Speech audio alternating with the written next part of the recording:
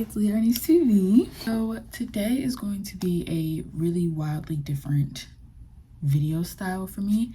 It is going to be a study vlog, and I say vlog because it is Monday and I have a test on Thursday, and I have this study guide.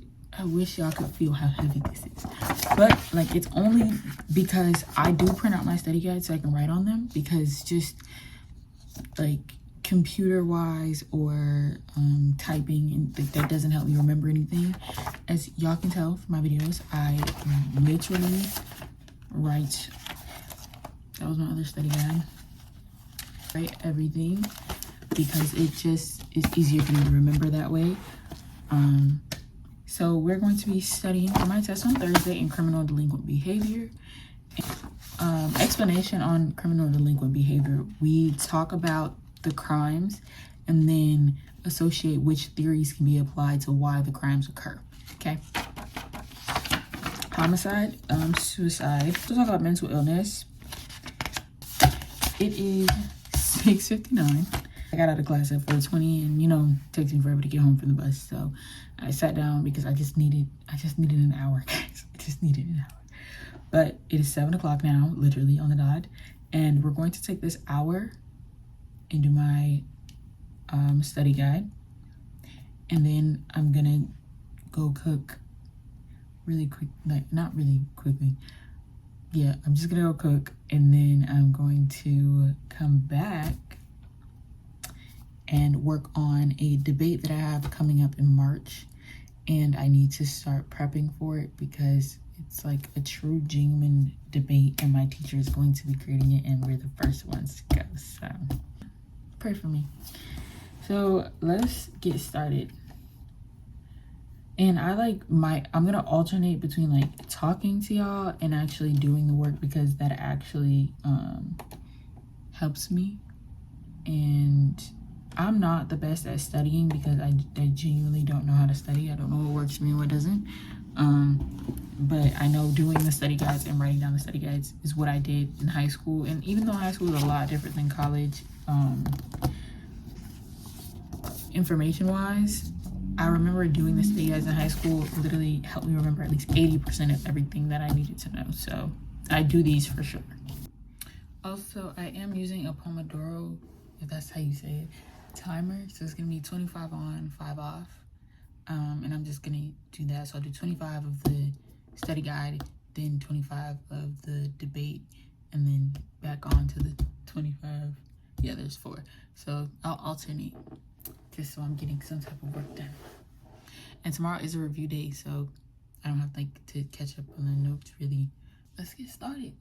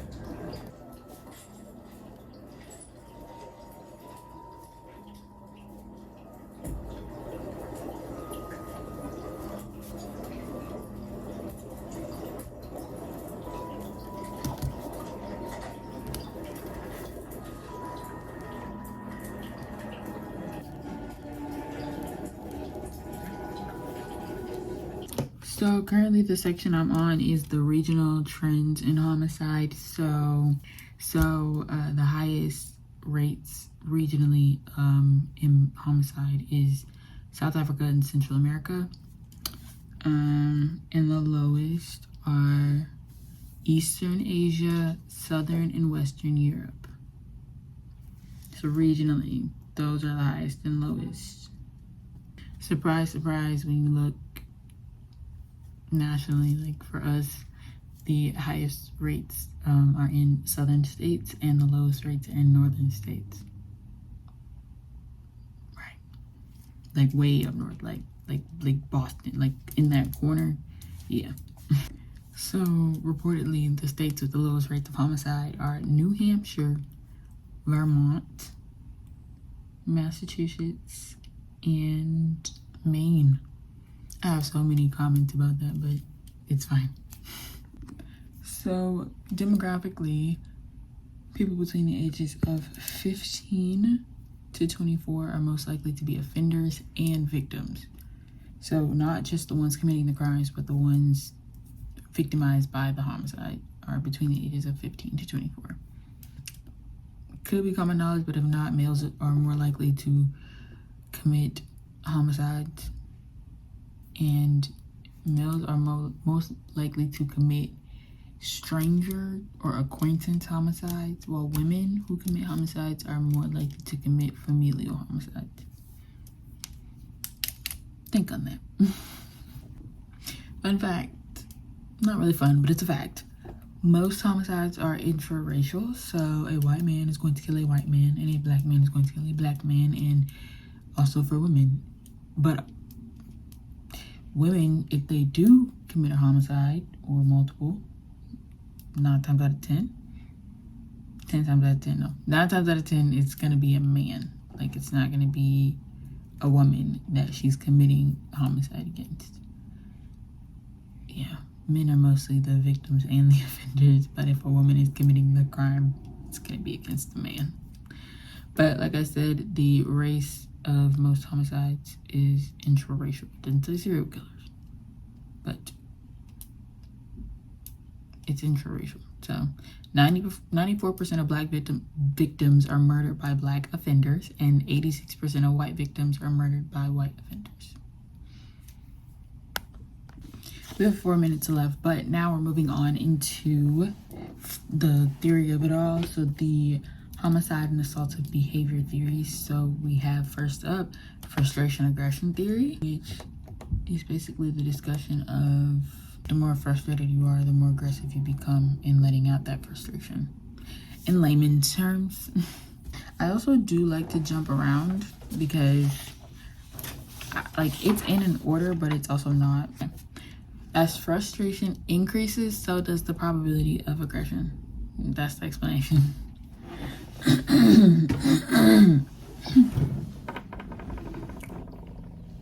So an example here is the cycle of poverty. The longer someone stays in poverty, the more frustrated they get with their lifestyle, the more willing they are to commit a crime because they feel like they have nothing to lose because they don't have anything, right? So, attendant frustrations and ensuing expressions of aggression continue from one generation to the next. Also like social, it's another theory, but it's just growing up, that's what you see. It's like if you see your parents arguing all the time or something like that, you're gonna think that that's normal in a relationship. So if you see someone who every time they're frustrated, they throw things, they punch things, they express their aggression in very violent ways, you're most likely to imitate that behavior as you're older. So like I said, the subject we're on is homicide. So the application of the frustration aggression theory to homicide is frustration/verbal aggression leads to the potential for violence, including escalation to assault or homicide. I think this plays a huge role in domestic violence. So there you go. There's one explanation. Okay, first 25 minutes are up. So we're gonna take a 5-minute break and then get into my debate. And I'm debating, I don't think I'm gonna highlight this book. I have sticky notes that I think I'm going to use because I might want to sell this book because it was sold. Like I had to buy this, and like this is really hard to find. Thankfully I got it off eBay. But yeah, so like I said, first 25 minutes are up, and I'll come back when the next 25 minutes are starting. So now we're on to my debate, the next 25 minutes. And so basically my debate is on, is it constitutional to open a town meeting with a prayer? I am on the affirmative, which means I'm saying yes, it is constitutional to open. Basically it's not illegal. Like, there's nothing in the Constitution that tells you like you can't open a town meeting with a prayer. That's my take. So that's what we're doing right now, and I'm going to go through here and see if I can find anything that's going to help me set up my opening argument for the debate.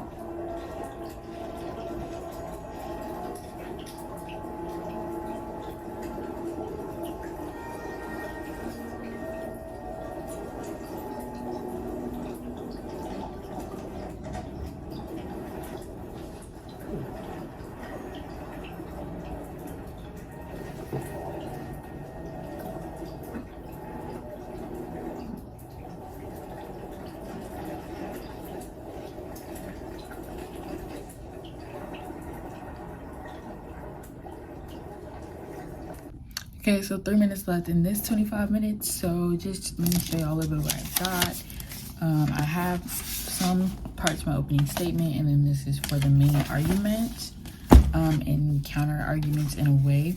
This book shows you both sides. So there are actual cases from the Supreme Court, and the justices who argued for and against these cases both discuss their sides in this book. So the part I'm on right now is the affirmative. So the side where it says yes, it is constitutional to open a town meeting with a prayer.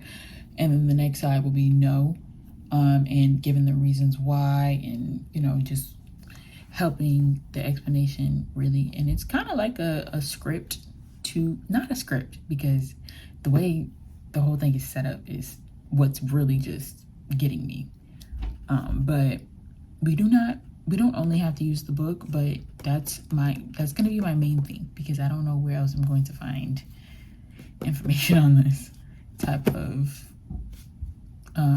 case or argument. But yeah, so right now I have some pieces from my opening statement. Also a disclaimer, this does not reflect like my actual beliefs and stuff like that. I have to get a grade, guys.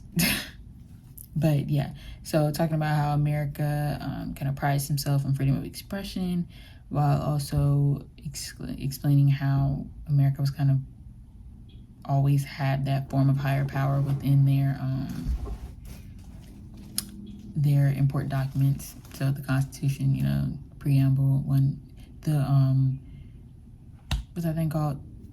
Because I don't do it anymore. I forget what it's called, but that, one nation under God type of thing. But I kind of put that into the opening statement, how founded on the role of religion or a higher power referred to in the Constitution preamble, and it is carried on and established in many governmental practices right now. So that's where we're at. We got 1 minute and 30 seconds for this. So I'm just gonna read a little bit more and see what else I can find.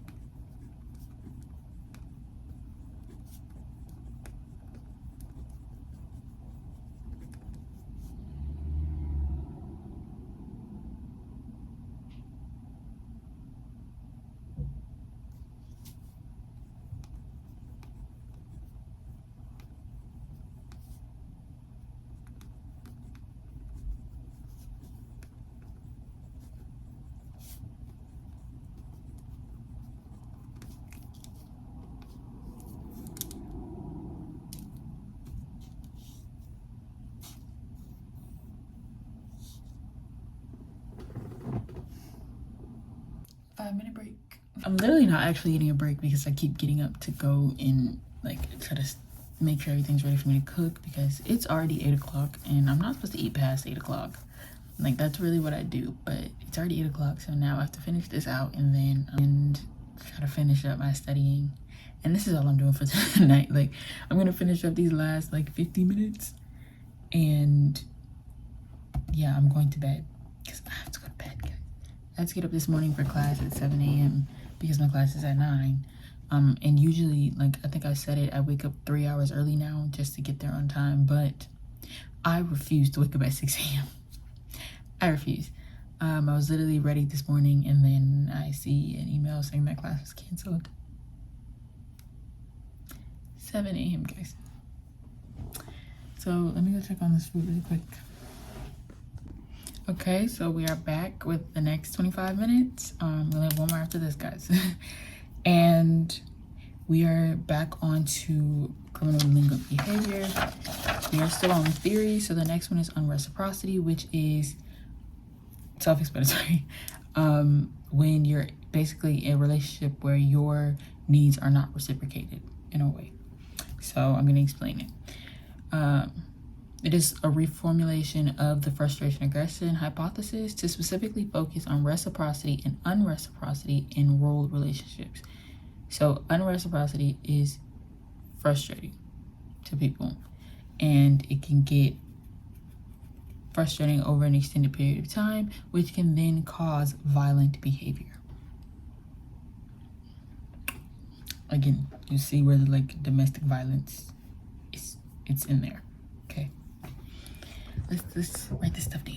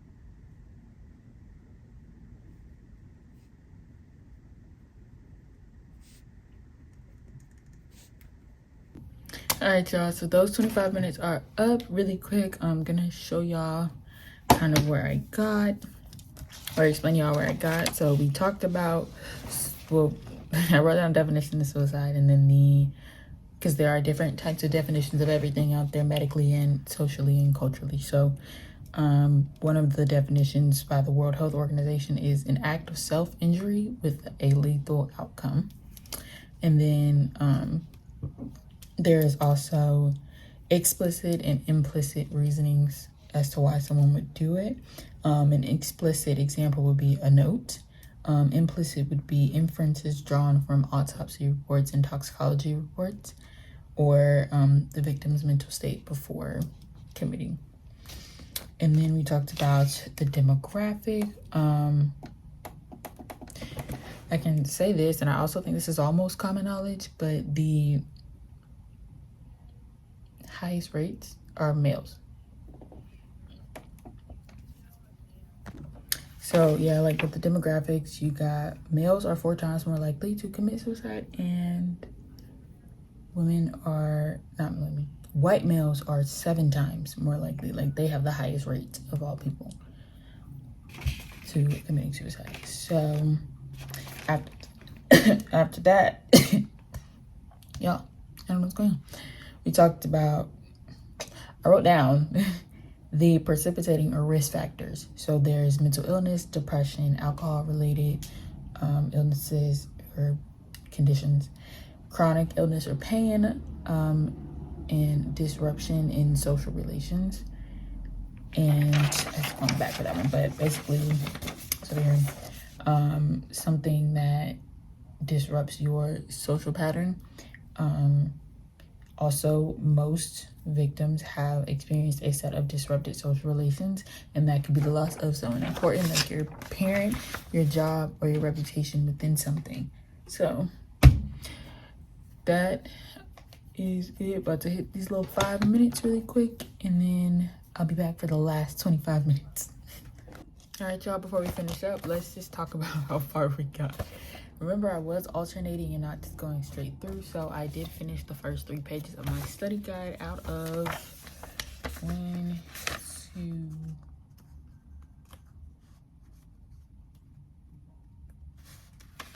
3.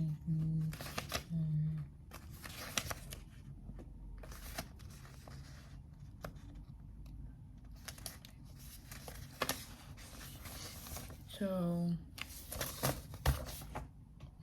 11 pages, but it's only 11 pages because I made so many like big spaces so I can write. But finish the first 3 pages of this. I do have that class tomorrow, and I can work on it during that time too.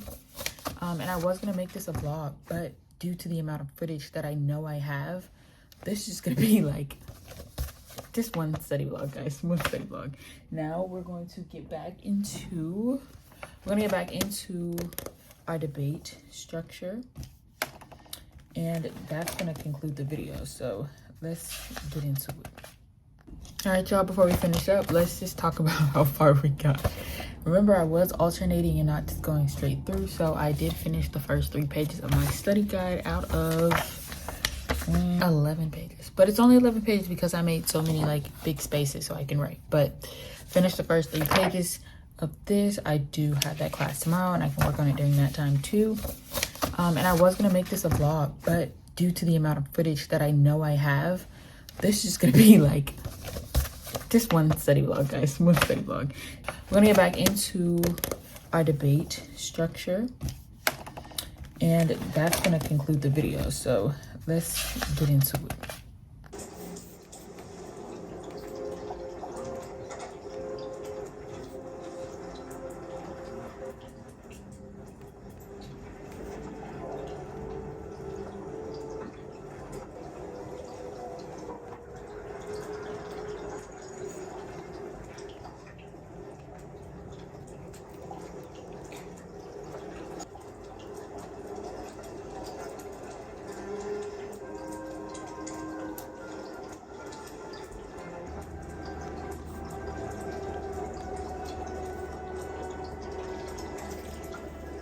Concluded it.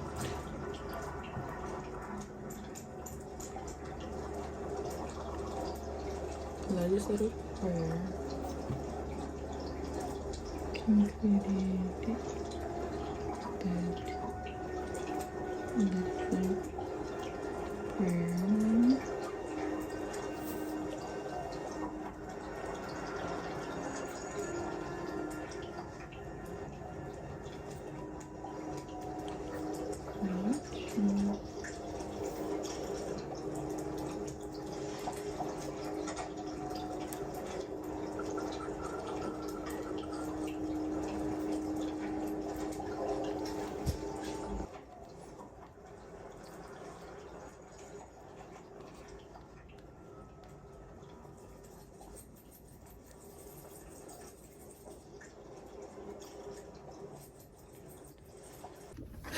All right, guys, so 25 minutes are up.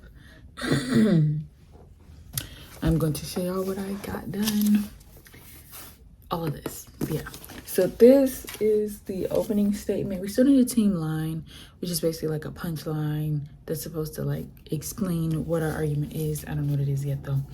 This is our opening statement.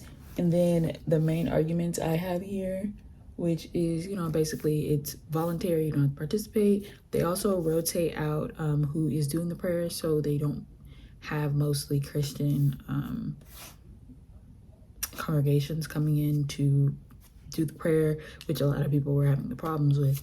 And then so we talked about the history of another case where this happened in 1983, and they explained how it's not unconstitutional and how it is just history and tradition, but it is not inherently to force a state church. Yeah, that's what we got done. I got some sticky notes here. I also have some in my book, kind of reminded on what some of the things I was looking at. So, because, oh, there's another one. Thank you guys so much for watching. This has been Leah Ernest TV, and I hope y'all sat down and got some studying done while watching this video. I hope you guys had a great day. It is now 9:10. I need to eat dinner and get in the bed, and I need to read my books. Y'all can't even see what I have, like, can't see. I have 3 books on my bed right now. Can't see them. Right there. And yes, I'm reading every single one of them. No, I do not read all of them in one night. I also have to journal, which is right here. But thank you guys so much for watching. Do not forget to like, comment, subscribe. Tell me if you like this content. It's some stuff I like to watch on YouTube, so I thought, why not give it a try? It sometimes helps me focus when I'm doing work or something, or I need to focus. Like I said, like, comment, subscribe. Talk to me in the comments. Let me know. Go watch my previous video. It's gonna be like 3 or 4 videos that I'm posting, but go watch all of them. Literally all of them. Like them, share them, talk to me in the comments. Tell me what you like, what you don't like. And I will see y'all in my next video. Bye.